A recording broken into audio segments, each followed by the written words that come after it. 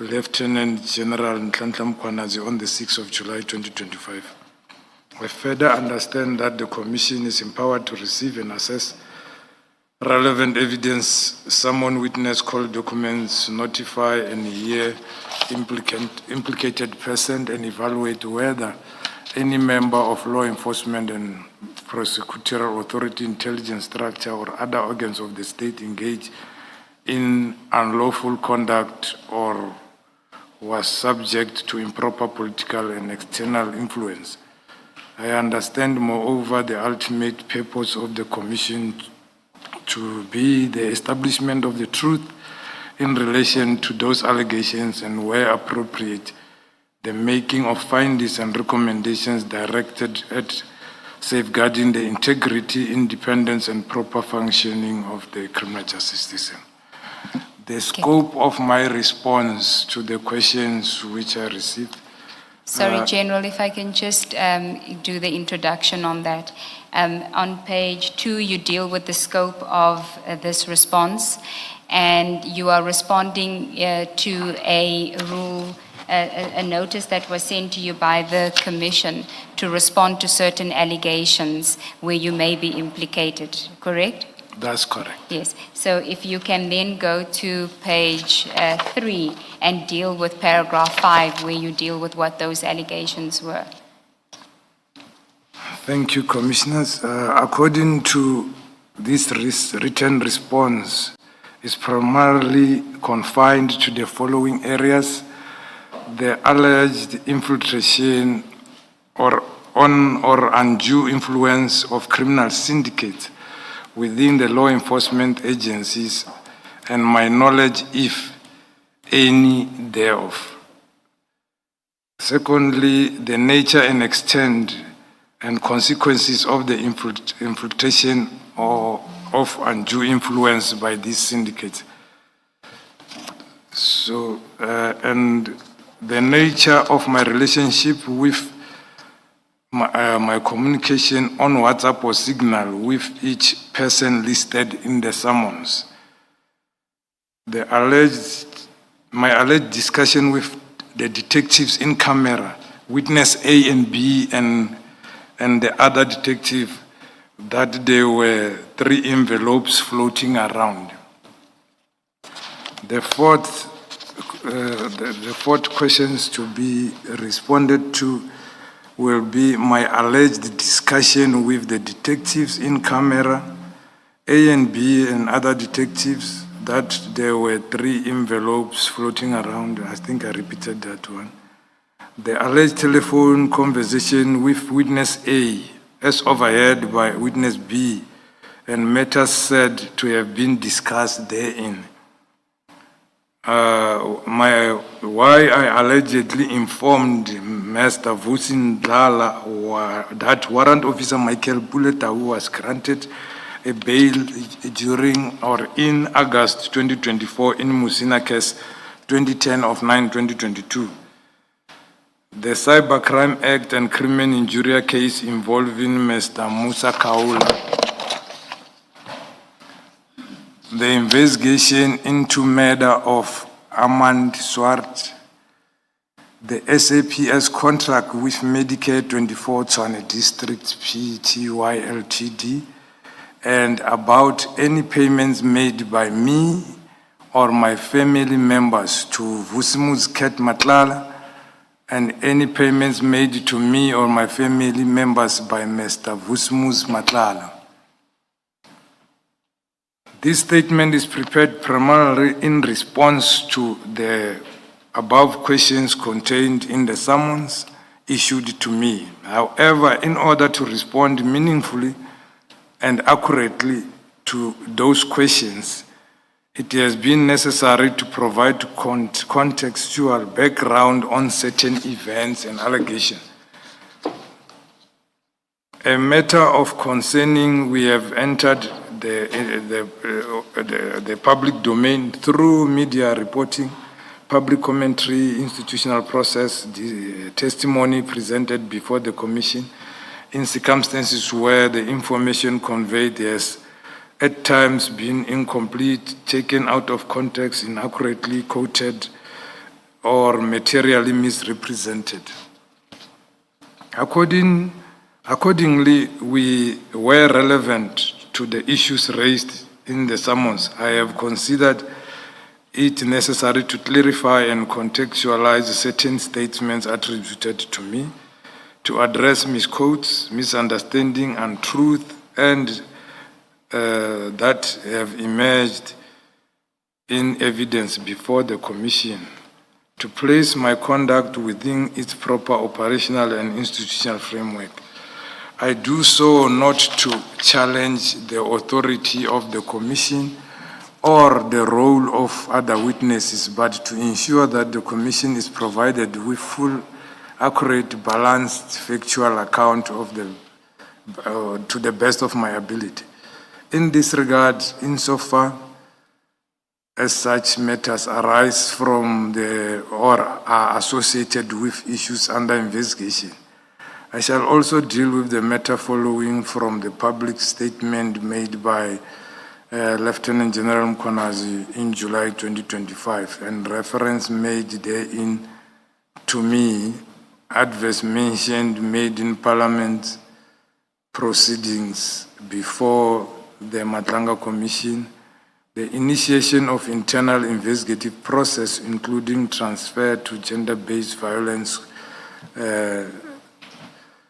component, which is supposed to be not component but desk. Sorry, General, you say that it shouldn't be component, it should read desk. Yes. Gender-based violence desk. Yes. Okay.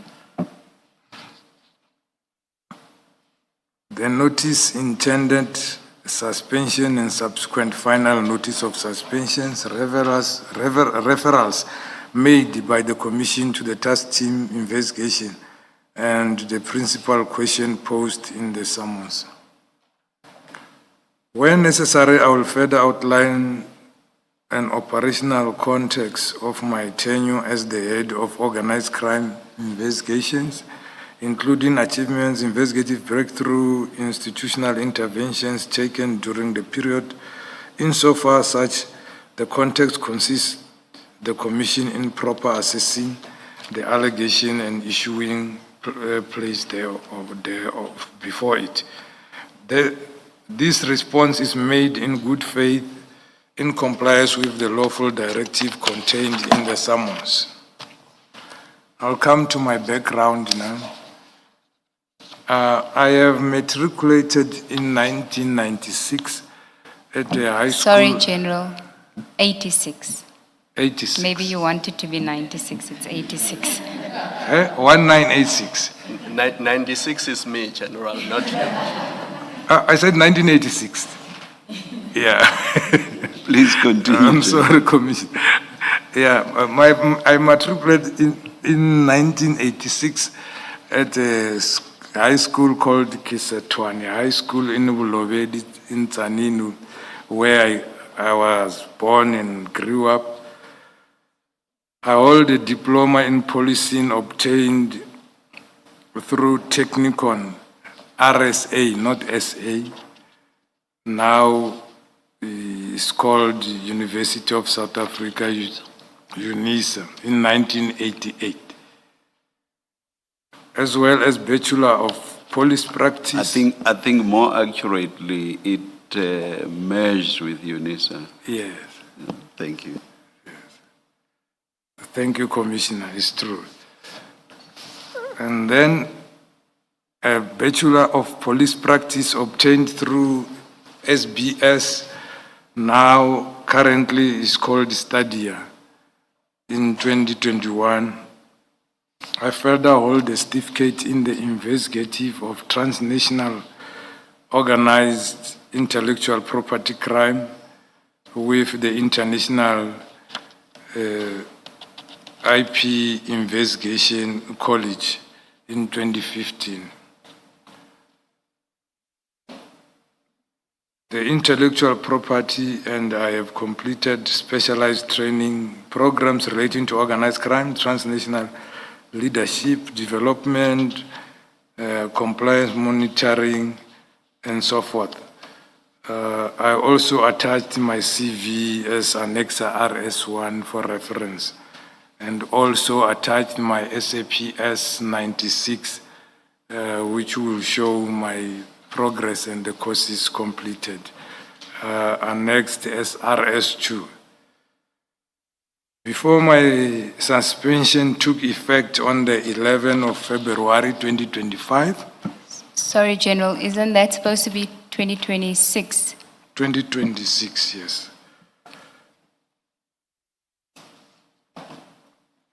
It's a mistake, 2025. Yeah, it's February 2026. I was the component head, organized crime investigation under the division, detective and forensic services, with effect from the 1st of May 2024. The appointment letter is also attached as Annex RS3. Prior to my permanent appointment, I served as an acting component head, organized crime investigation from 18 December 2023. We forgot to attach the acting letter, but I have it if it is needed as an attachment. I have served in the Saps since 19 February 1988 and have accumulated more than 38 years experience in policing, of which 37 years have been with the detective service. I have progressed through all operational ranks, including constable, before sergeant. That time there was a lang sergeant, also been the one, then sergeant, warrant officer, captain, lieutenant colonel, colonel, brigadier, and then now major general. I have served in various command and senior management positions, including detective commander, cluster detective coordinator, not cluster detective head, and the provincial head crime investigation services in Gauteng, acting deputy provincial commissioner also in Gauteng, section commander organized crime and investigations, national head office, and recently as the component head organized crime investigation. General, before you proceed, as component head organized crime investigations, who's your immediate superior?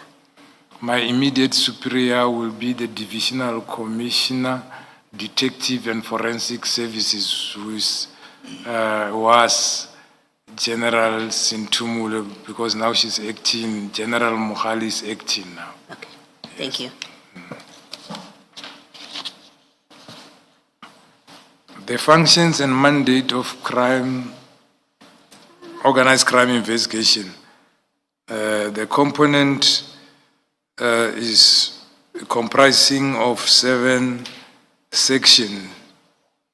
The first one is the operational desk and projects, responsible for registration of projects from provinces and head office and managing them so that when we do quarterly evaluations, we have them, and they are doing such arrangements. And also to interlink cross-border, cross-province organized crime happening. Transnational investigation is another section which is responsible for border policing, mutual legal assistance, and they are doing cross-border operations in SADC with SARP partners, and also responsible for vehicles stolen and recovered outside the country, doing investigation with those countries in order to repatriate the vehicles back to the country, to the owners. And then we are having a narcotics investigation responsible for investigation of narcotics. Anti-gang investigation responsible for investigation of all gang-related crimes and gang violence. extortion investigation responsible for investigation of the extortion records at the construction sites. Now we moved on also to deal with other stakeholders such as mining, transport, and etc. Economic infrastructure and illicit mining is dealing with illegal mining, and also the ESCOM. We know since the establishment of the NECC, we have a full team working from there, from ESCOM, doing the investigation, which doesn't fall under the mandate of the DPCI. The firearm investigation is the new unit established with the new structure of the SAPS, which was approved, I think, at the beginning of 2025, in order to implement the new strategic, the midterm strategic plan.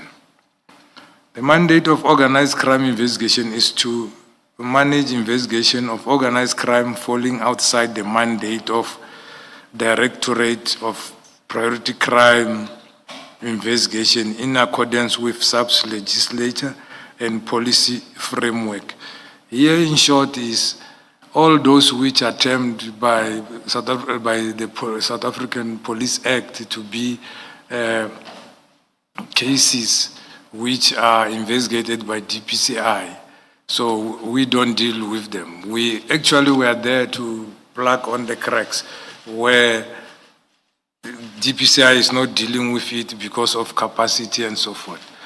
But sometimes there is where we cross line, then we overlap towards some of their work and whatsoever. But we are dealing with, on the value chain, level 1 to 3.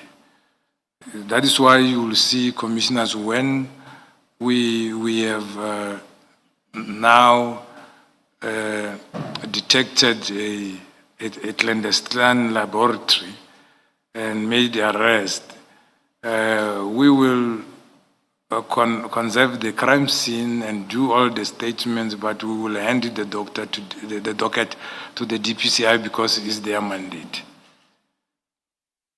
And they are the ones who are assessed on dismantling of this clandestine. But we get information, then we follow the information with crime intelligence and with the assistance of others. But we will end up handing it to them. The delineation of what the DPCI does and what you may do is determined by the head of the DPCI. And you are then able to do that which the head of the DPCI has not decreed will be done by the DPCI. Am I correct?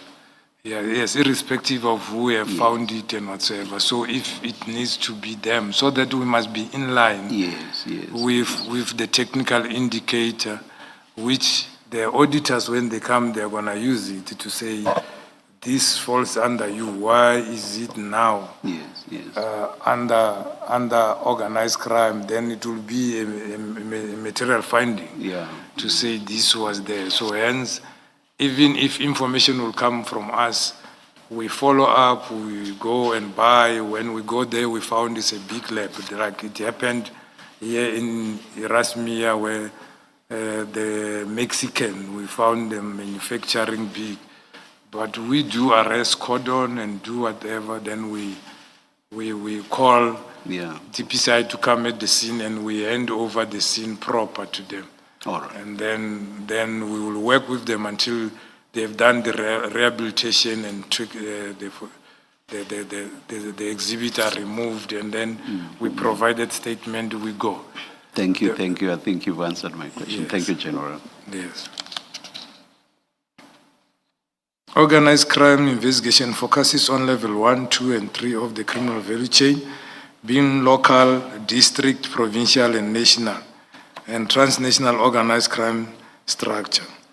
My role as the component head is primarily strategic, supervisory, involving oversight, compliance, monitoring, guidance, intervention, and coordination rather than direct investigation.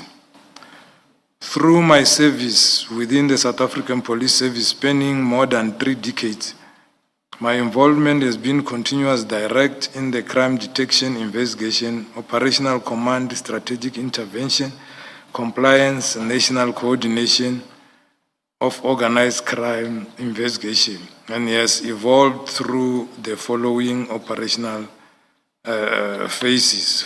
Number 1, frontline investigation and evidence gathering, detective command and operational leadership, provincial investigative oversight, national monitoring intervention functions, executive command of organized crime investigation. So, sorry, General, may I take you back to paragraph 16.10?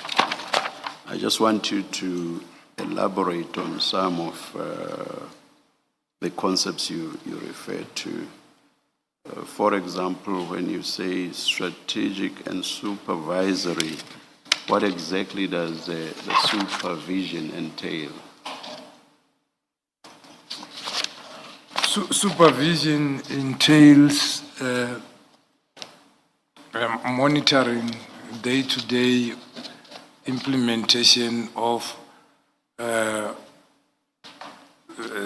strategies or policies by members who are under your component or until down there to the provinces, because now and then we check on monthly basis. We have what we call National Organized Crime Secretariat, where all the 9 provinces will come, and number 1, the crime intelligence will present the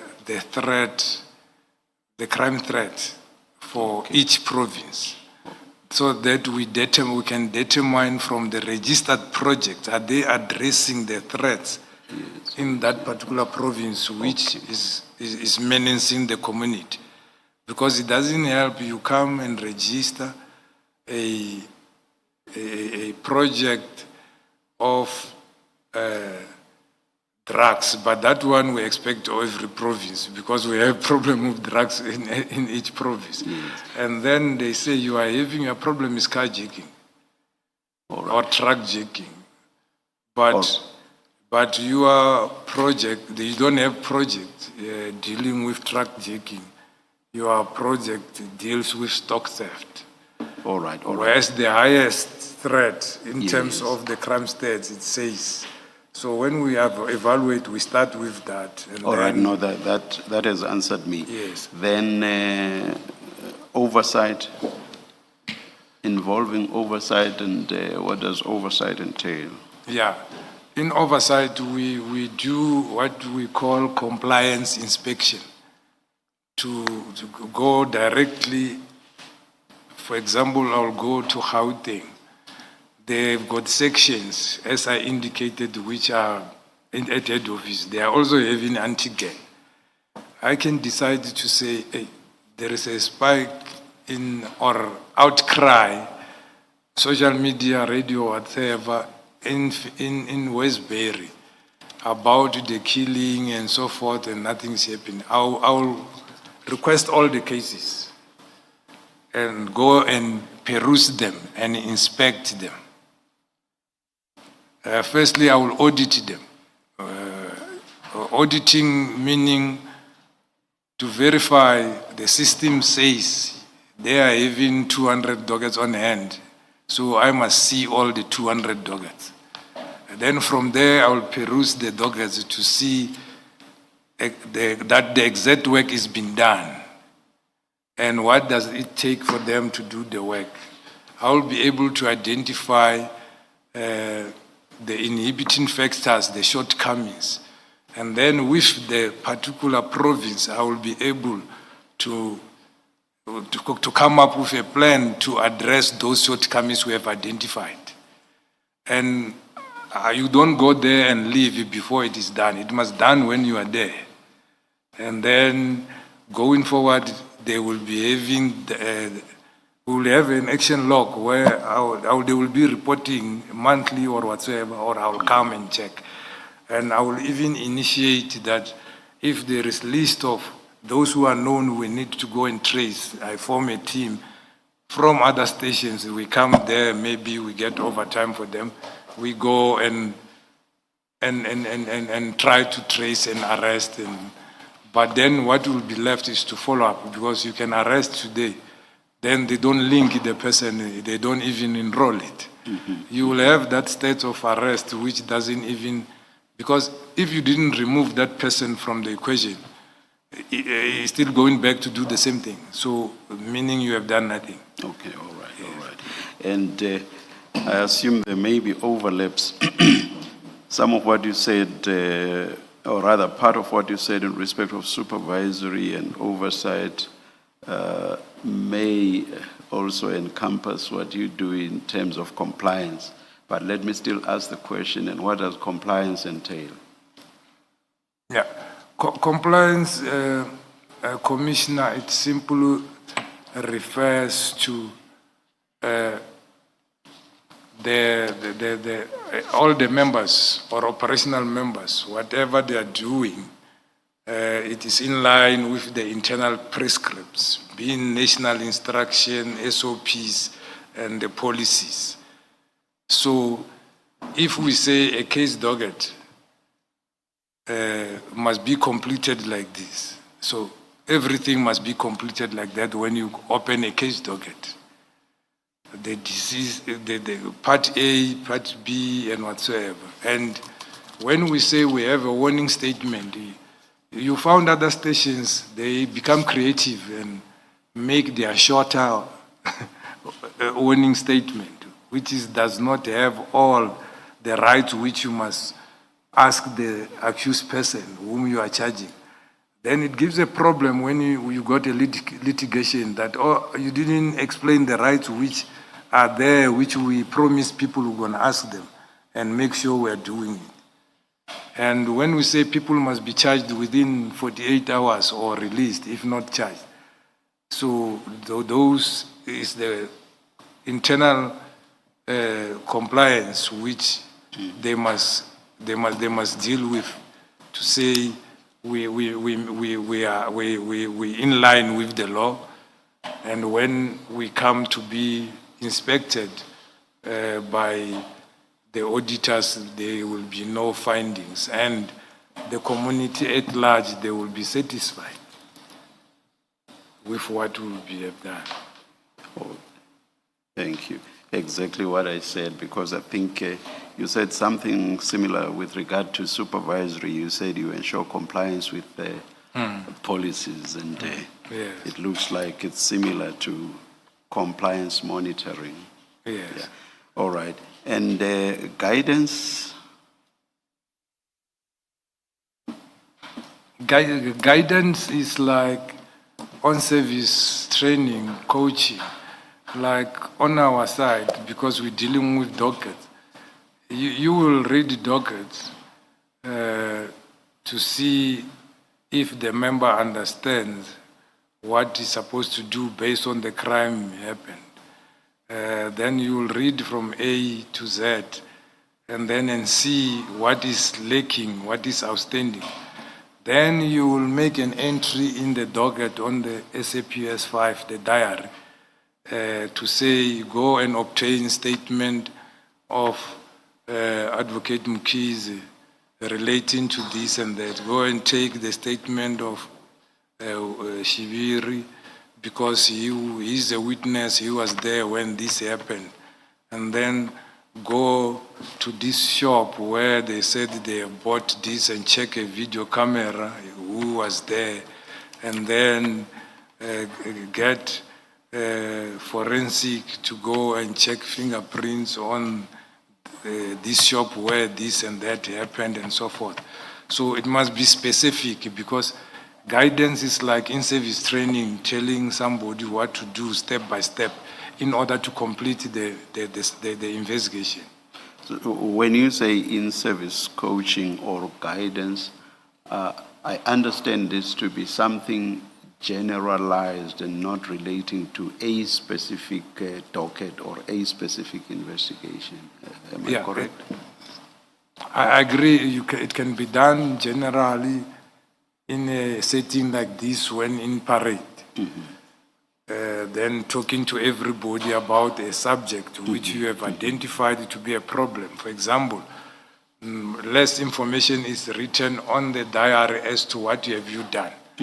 Because if you go out to do something, you must note on the diary, at this time I was at this street and then looking for this, I spoken to Mr. Who, and then he said the witness is not there, is somewhere, is moved out. The new telephone number of the witness is this one. If you say you are looking for forensic report, you will indicate, I inquired at the forensic, spoken to this brigadier, he indicated it is allocated to IO, reference number is this and this, and then they said it will be ready within 2 weeks. So that it can be a general way you are telling everybody. But when you take a specific docket, you will be speaking to that individual who is investigating, guiding that investigation, what to do in order for the investigation to be completed and the docket to be ready to be taken to the prosecution for decision or to arrest the suspect and place it on court road. Would you be involved, would you personally be involved in the latter? That is the giving or that is the coaching or guidance in respect of a specific docket. Would you personally be involved in that? Yeah, the section that I've made to say organized crime comprises of this section. They are headed by the brigadiers. And then there's the other small section by Can you please answer the question directly? Okay. Yeah, I will please don't understand this to be intrusive questioning at this stage. Not at all. I just seek clarity on all these concepts. Okay. Yes. So would you personally be involved in coaching or guiding in respect of a specific docket? Most of the time, more especially where we receive complaints, and then to say there is a problem of this and that. Then when I go there, let me give example of Kaveja. There was a problem of extortion and anti-gang, and also these insurance matters. So firstly, when you go there, you have to understand what people are complaining about. But I have to get these dockets. So I'll get somebody to go to the system and get all these dockets, and then I will call all these dockets, and then I peruse all the dockets and give guidance. Then I will form a team comprising of the people I came with from head office, but mostly are still from other provinces. And then I will need also people from that particular province.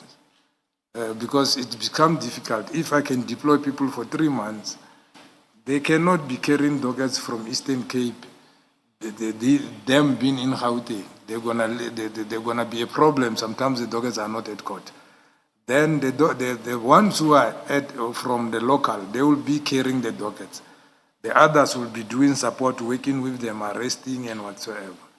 So that when the time arrives that is 3 months lapse, we have done it, and then we have stabilized, then they can continue on their own. They are able to continue, and then we leave those dockets with them, because we do this in many times. So sometimes it will be taxi violence, I must go there, and then with a team, and then such things must happen. So if you want to give the people who are coming from outside, it's going to be difficult to remove them there because they are carrying the docket themselves. You didn't mix from the start. So the planning must be, you are not there permanent, because the task team is there made to deal with the situation, stabilize, and hand over. Because we went there because the province and the district were unable to deal with that particular specific problem. All right, I think we are left with only 2 now, so we are almost done, General. Yeah. Oh, General, other than you becoming involved because there's a complaint in the way that you've described it, are there circumstances where you become involved with a particular docket in the normal course of the execution of your duties? Yes. That is why we are having a duty officer from the province, from the district. All of them, they must report to the NAD joints, and then a report is given to the duty general from the province, and they will escalate it to head office. And we're also having groups where they can send on WhatsApp, but sensitive and high-profile cases or prominent people. So the reason why we must know, let me give my, with organized crime. With organized crime, I've got nine provincial heads, being brigadiers running the organized crime there. So it's the people whom most of the time I will communicate with regarding what needs to happen under organized crime. And they also share their successes and also their best practices to others to see how did we deal with this thing. So I will have interest whereby a prominent figure, or maybe 6 people were killed. Sometimes I go and attend the scene myself without being told, because I know when the National Commissioner wants information, he will ask the DNC will ask me or the DIFCOM. So I must be able to know what happened and compile a report for the DIFCOM, because the channel is, even most of the time the DNC used to task me, but when I write the report, it will go through the DIFCOM, so that there mustn't be something which is going out of her office without her knowing. When she go to the meeting, she doesn't know what happened. So it happens like that even if there's no complaint. Yes. Now we are left with intervention and coordination. Should we treat those individually, or do they go together? Intervention and coordination. Are they separate concepts? Don't elaborate. Are they separate, or do we deal with them as... Yeah. Intervention and coordination, it will relate to whereby, for example, let's say here in Pretoria, there is somebody kidnapped, they want 6 million. And then there is a team in Gauteng. Other provinces, they don't have teams dealing with ransom kidnapping, because you go to other provinces, it's investigated by DPCI. So what you do is we go in as head office to assist, to give investigative support. Then we can coordinate private sector with them. Then we form a tag jock where we will be operating from for maybe three days or whatsoever. The hostage negotiators will be brought on board, and the investigators and the telephone analyst and whatsoever. Then the hostage will be, when they phone the family, will always getting that information, and working with the team from the province in order to ensure that there is a success in tracing and getting the kidnapped person back and arresting the perpetrators. And then right at the end, you have, rather than direct investigations, what do you want to convey by that? To direct the investigation. Look at 1610. Look at 1610, the last line of the paragraph. And right at the end, you say rather than direct investigations. What is that meant to convey?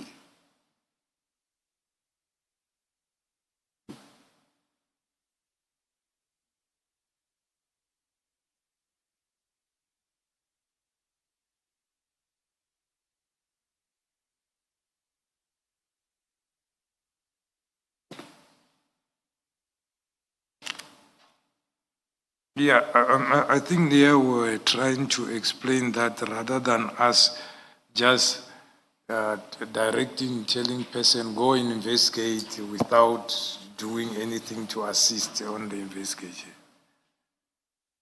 I don't get you. I think we wanted to indicate rather than direct investigation, meaning rather than not just directing people what to do, to say go and investigate, we also involved in the investigation by providing the above. I would have thought it means the opposite. I would have thought it means that you don't get involved in direct investigations. That's how I read it.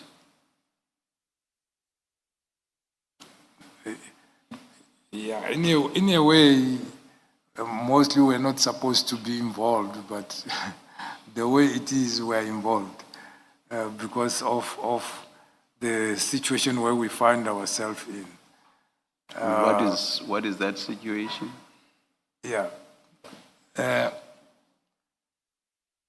For example, I'll give head offices in Gauteng. And Gauteng as a province, a small province, it's a geographical. Complainants know where's the head office, where's the provincial office, where's the head office. And the proximity for them to reach there. When they go to a police station and they are told something, they simply drive through to head office, whereas in other provinces, you have to travel for hours and they don't get there. They don't even know the people. And some of these people from here, citizens from Gauteng, they knows the head office people and the ministers. Then it is easy for them not, when they don't get joy, to phone direct. And most of our people, they feel comfortable when they speak to a senior member. They feel that their complaint will be dealt with accordingly. So as a result of that, you end up, when you send somebody again, they don't get any joy. You'll end up calling the person, come with the dogged. Then you will check the dogged yourself and give directives and end up giving feedback yourself. And why don't you follow your own structure and processes? Why don't you redirect the people and say, this is the structure, these are the processes, go to ABC, which is not head office? Yeah. Sometimes you can manage to do that, but in most instances you can't, because when the person is there, wants answers there. All right. And he's furious. He doesn't want. Yeah, it is like I'm chasing him away where he was chased away. Yes. And at head office, you can't even give direction or resolve a matter. No. So what you find yourself in is to make sure that the matter is resolved immediately to the satisfactory of the complainant. All right. No, I don't want to sound intrusive at this stage. Yeah. I just wanted to understand what you mean by rather than direct investigations. You've given your answer. Thank you. Thank you, Chair. General, I think you can now go to paragraph 17 on page 9.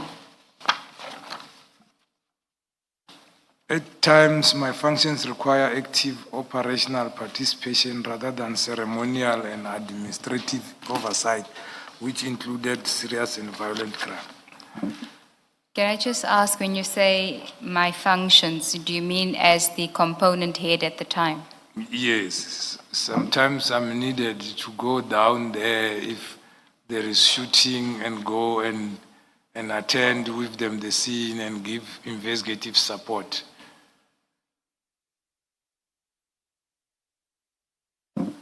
You may continue. I think at paragraph 18, you highlight one investigation that you were involved in. You can deal with that briefly. Yeah, on this one, I just gave an highlight that there was a period whereby the miners, more especially who were working at the smelt house, were killing the shift boss, those who were stopping them and managers from going out with this, we call them amalgam, because it's already served from there. Then they just put them in this, these police socks, and then and fasten them and put another one and fasten. Then they put them around their waist. So if the shift boss was so strict and other securities, so they started taking them out. So it started in lieu of coming towards Western area and back to Driefontein. That time now is called Sibanye Water.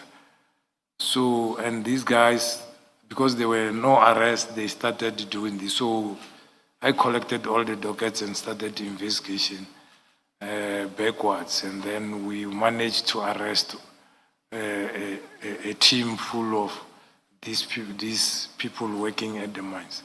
Because you'll see, all of them, they were having cars. All of them, they were staying in suburbs and whatsoever. But so we managed to have a breakthrough on it. Then if I could ask you from paragraph 19, 20, 21, and 22, are you speaking about a role prior to your role as component head in those paragraphs? Because if you are, I think that it's not entirely relevant to what we're dealing with, but if you want to maybe summarize it or just have it be noted for the record. Yeah, it was just, it's what it is there on my CV, trying to show the job I have done before. Like I was still a branch commander in Randfontein. Then there were problems with particular suburb where there was a lot of killing, and it was towards Christmas, and because of drugs and so forth. So my team, we went there, took the old dockets, went through them, and we managed to get warrant of arrest on the old ones, and then we worked backwards on the new ones, and the whole criminal grouping was rounded, arrested, drugs found, no bail, and people had a nice Christmas. To Com's Rest for the first time. I think you can just summarize it in paragraph 21, really summarizes it. Yeah, in 21, here is where I was a district detective coordinator for District West Rand before I went to be the provincial commander of Gauteng priority crime investigation, where I was responsible for anti-corruption investigation, SASSA fraud, truck jackings, gang-related organized crime, political killings, and illicit cigarette syndicates. And also there we've been successful in dealing with truck hijacking. More arrests were made there, and also they took us over to incorporate the taxi violence in what we were doing. Can I then ask you if we can go to paragraph 28 on page 12, which deals with your role as the acting Deputy Provincial Commissioner Crime Detection. When were you acting in that role?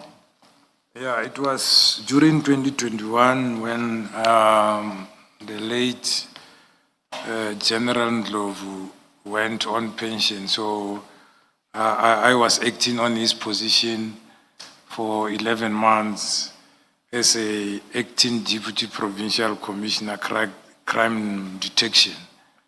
And my work was involving strategic planning for provincial crime detection, management of all the components within the directorate, oversight, investigative source allocation, operational coordination between specialized units, and performance of monitoring and investigative work. So until Sorry, General, General before you Command go was- past that paragraph, I'm interested in 28.2.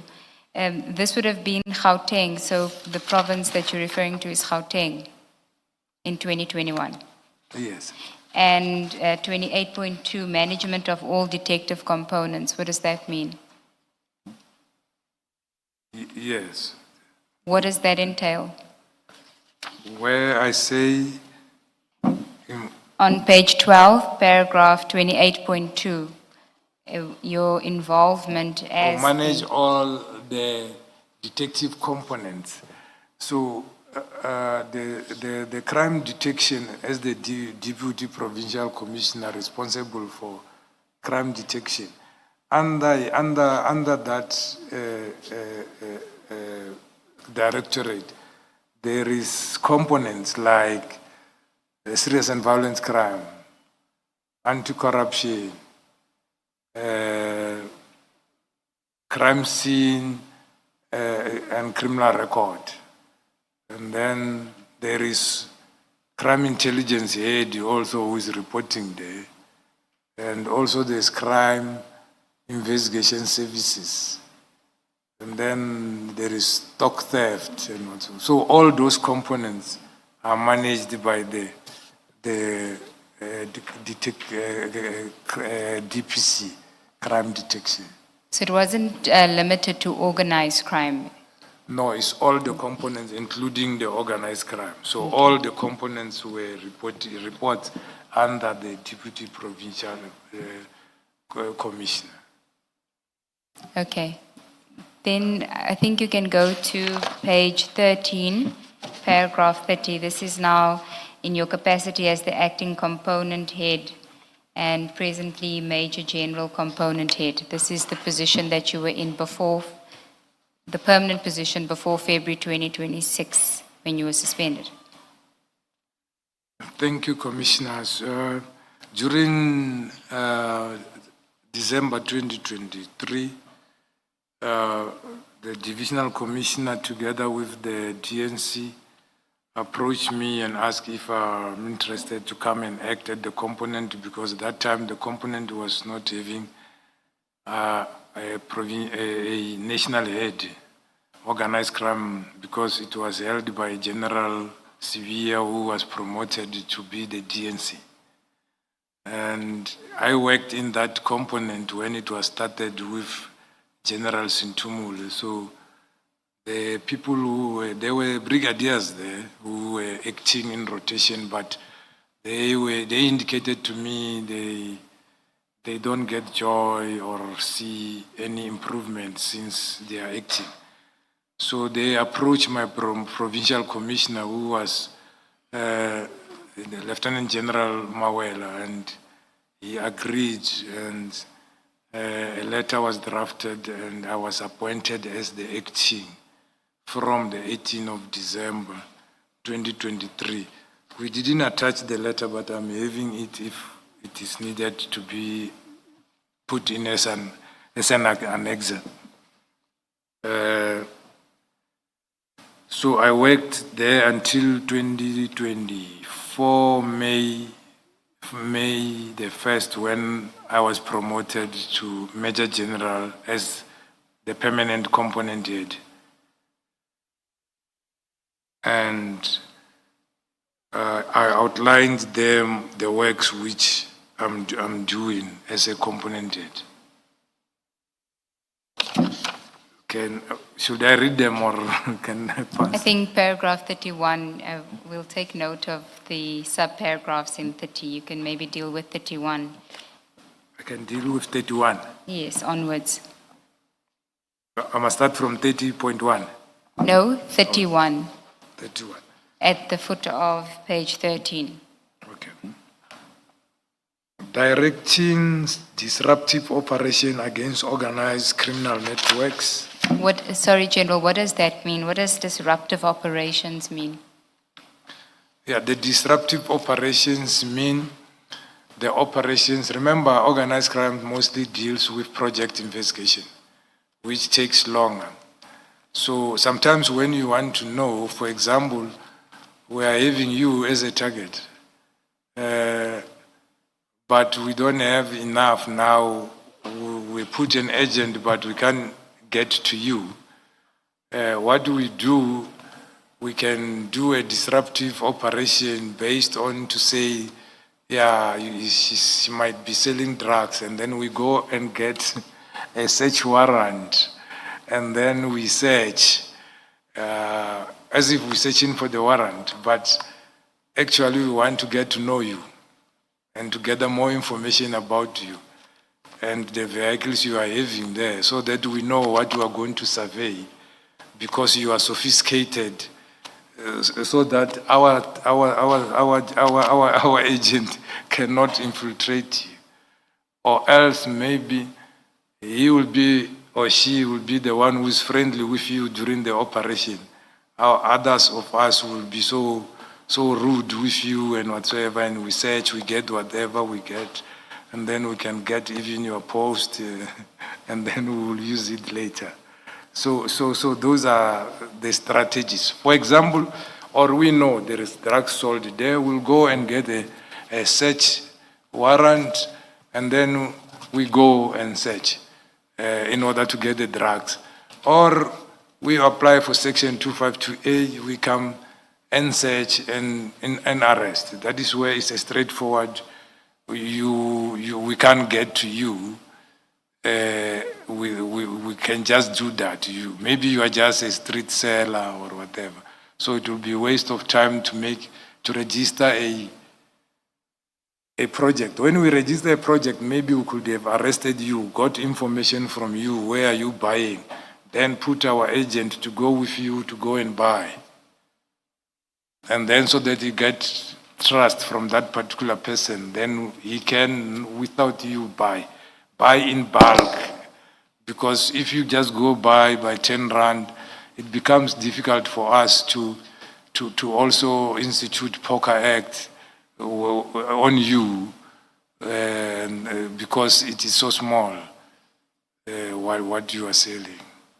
Can you just look at paragraph 31? Is it not meant to be the last paragraph, subparagraph of 30? Because it just starts from nowhere and basically ends nowhere. Is it not meant to be one of your functions as acting component head?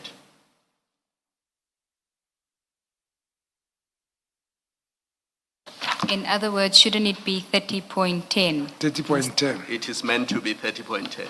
So it is part of your functions. It's part of 30. That's what I mean. Yes. Yeah, okay. You don't have to change it because it will disturb your other paragraphs, Okay. just for our noting. All right. No, thanks, Commissioner. Now, when you say in that paragraph, directing disruptive operations against organized criminal networks, how involved are you in that process in order to direct it? Would you have to have knowledge of the organized crime networks? Who's giving you that information?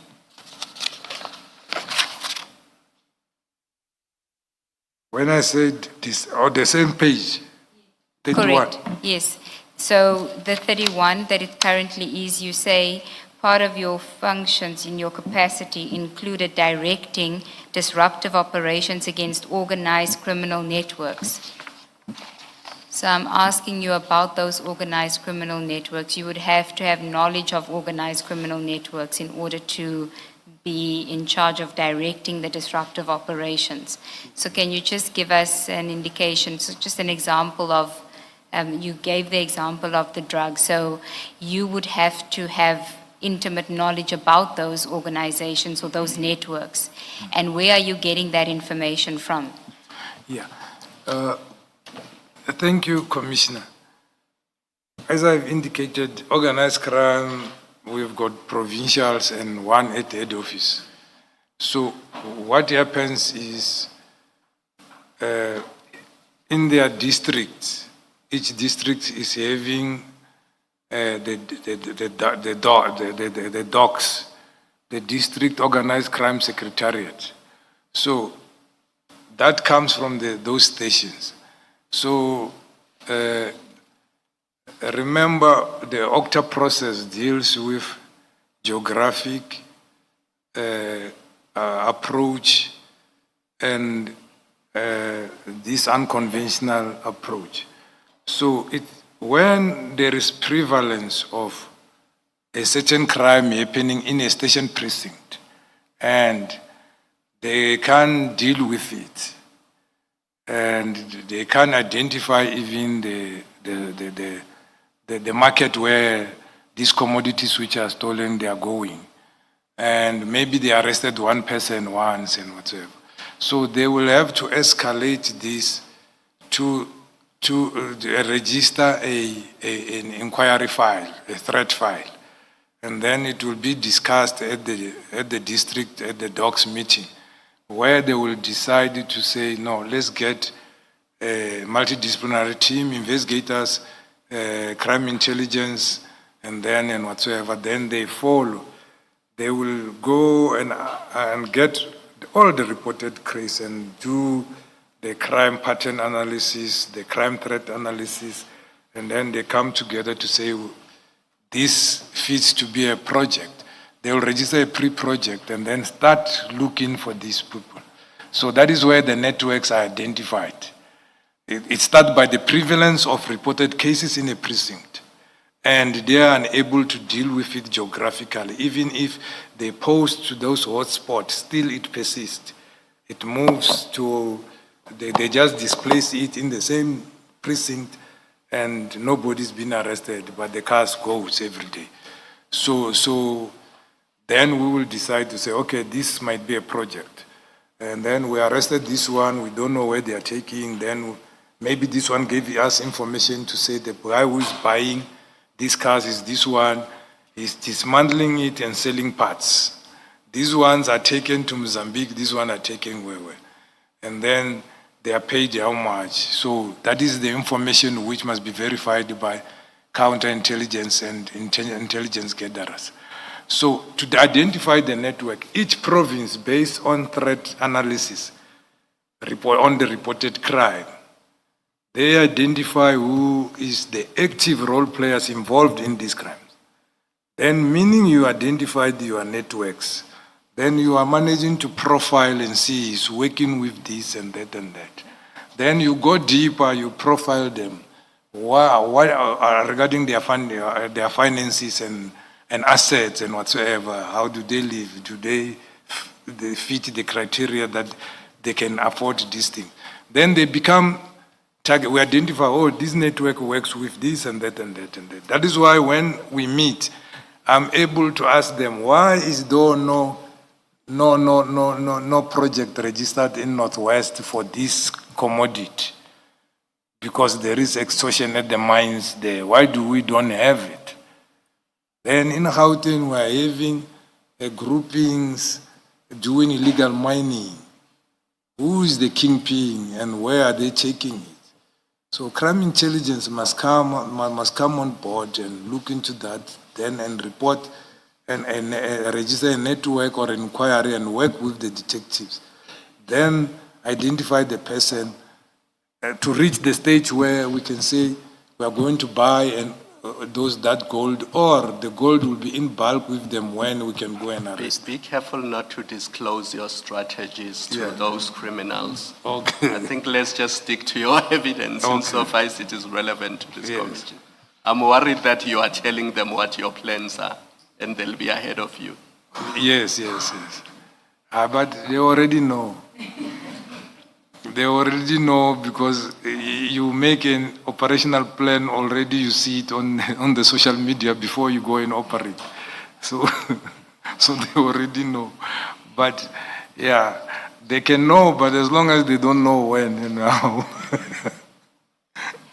Chair, is this a convenient time to take the tea adjournment?